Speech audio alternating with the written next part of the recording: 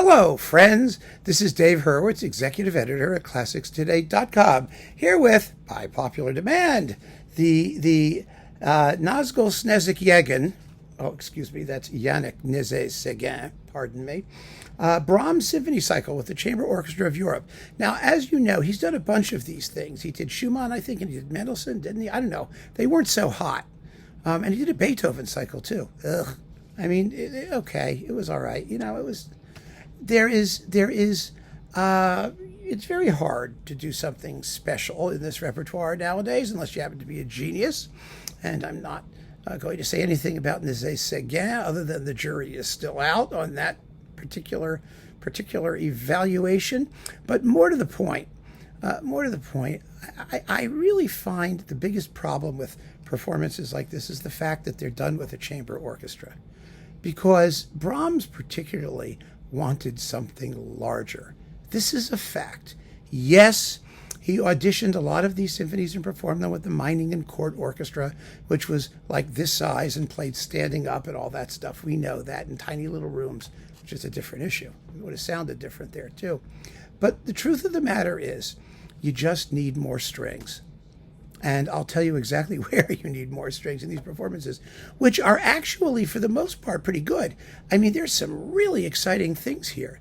This is one of the best things I've heard from Nézet-Séguin in many respects. So let's take it symphony by symphony, more or less, and see how it goes. Symphony number 1. Okay, the opening is very poco sostenuto. It's not, the Klemperer thwack of doom with the timpani.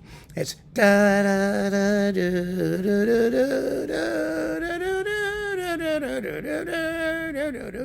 da, pretty quick, pretty quick and lively. But there's clarity, great clarity, and which is great. And you hear the timpani pounding and all that, so that's okay. The first movement, the rest of it, the allegro, is really exciting, really exciting. Of course, he takes all the repeats, by the way, in case you care. It doesn't matter, but there you are. It's really, really exciting. It's fast and furious, and the movie, Fast and Furious.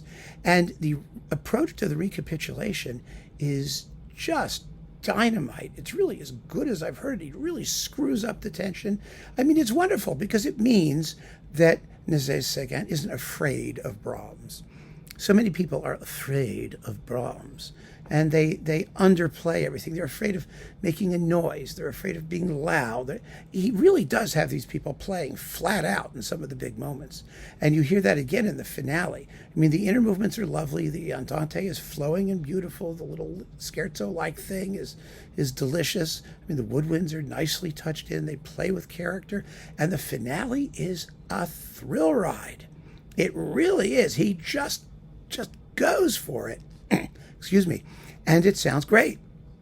It sounds absolutely great, even though I believe he really could have done with some more strings. But it doesn't matter so much here for some reason.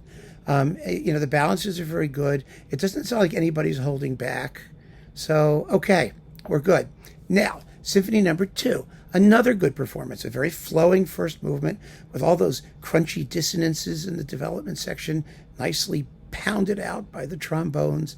The slow movement it's Elgar, of course, as we know. Elgar's entire musical language. Between the slow movement of this symphony and the Dvorak Hussite overture, you've got Elgar. I mean, you really do. But it's noblemente and natural and really nicely done. I mean, Nézet-Séguin has a tendency, on the one hand, in the quicker movements, you may think he's somewhat influenced by the period performance people and also by the smaller forces to use quick tempos and have, nice hard timpani and trumpets and things, and that's all very good. When the music is more lyrical, he can be a bit effusive. And the effusiveness is nice, except you need more strings. It works better when you have more strings. You can get away with it more. Anyway, so that's very good, and again, the little scherzo-like thing is delicious, and the finale is very exciting. It's quick and exciting and no nonsense, and it rises to a blazing conclusion, which needs more strings. So that's number 2. Number 3. Oh, number 3 is always so problematic, isn't it? Well, I have to say, for three movements, it's splendid. The last three, from the slow movement, the cello thing, do do do do do do, that somewhat indulgently phrased, but okay, it's not too sticky, and because he doesn't have enough strings, so it's not too sticky, and the finale is dynamite. It's really well done. It's very exciting, very sharp, very well played. But the first movement, oh my goodness, he blows the first movement. He really, first of all, the opening theme, he tries to do all kinds of little phrasing nuances. It sounds like toothpaste being squeezed from a tube. You know, yada, squeeze, yada. There's something just, I mean, he just wanted to shake him and say, let it play, you moron, just let it go, and it'll be fine. And then, you know, there's, what do you do for the second subject? You know, the transition, you slow down. At the opening, you hear all the, you know, all those syncopated rhythms. He brings them out nicely. You almost never hear anything like that in most performances, so that's good. But then it just slows down and gets slower and more mannered, and it all seems to disintegrate as it goes. And as he's going into development section, when the cellos come in with the second subject, oh, you just need more strings, damn it! It's so frustrating. So the first movement is a wash. I mean, a wash, not a wash. It's a wash out. It's just not good. But the rest of it really is. So that's sort of problematic. Now, the Fourth Symphony also is mostly very good, except, again, the first movement, because chorus, go ahead, do it. We need more strings. It's wonderful to do a sort of gentle, serene opening. This is yada, yada, yada. Da, da, da, da. I mean, you know, you can do that, but you've got to have some body to the sound. And then on the repeat of it, you know, where the woodwinds are doing, I mean, the tune is still in the violins, and the woodwinds are not supposed to drown them out, as they do here.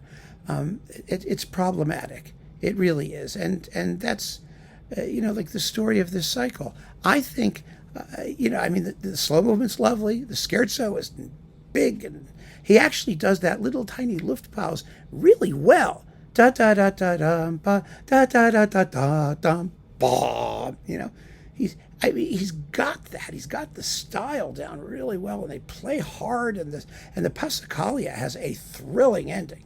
It really does. They just blast their way through the end. I loved it. It was wonderful. And because everyone's going crazy, you're not really too concerned with the fact that the violins, well, they may be getting a little bit drowned out here and there. But when the brass is really, really letting go, and he lets them do that, you don't worry about it as much. But it's when those subtleties of balance and especially in the lyrical passages where you just don't have enough strings, and there's nothing you can do about it. So what is this? The good news is that it's mostly very good. It really is. I mean, I think Nézet-Séguin has a wonderful Brahms cycle in him. This is not quite there yet. I'd love to hear him do these performances, something similar, with a full-size orchestra, where he really lets them play out. That could be just thrilling. You know, as this is recorded, a lot of it is pretty thrilling. You know, I have nothing but praise for the first symphony, the second, most of the fourth, except for the opening, and the third for the last three movements. So that's a pretty good average. He does a really good job for the most part, but boy, you just wish, I'm not going to say it again, you just wish, and I also wish that he would control his desire to shape and smooge it around. And, you know, Brahms does not need the hoochie coochie treatment, especially not in the first movement of the third symphony. God knows. So there's a little bit of a taste issue here and there, but on the whole, I was happy to listen to this. I'm keeping it. I think it shows a very, very fine conductor who has ideas in the right sense of the music, but it ain't perfect. It's not as perfect as it could have been and should have been for a couple of reasons, some interpretive and some just a question of numbers and money.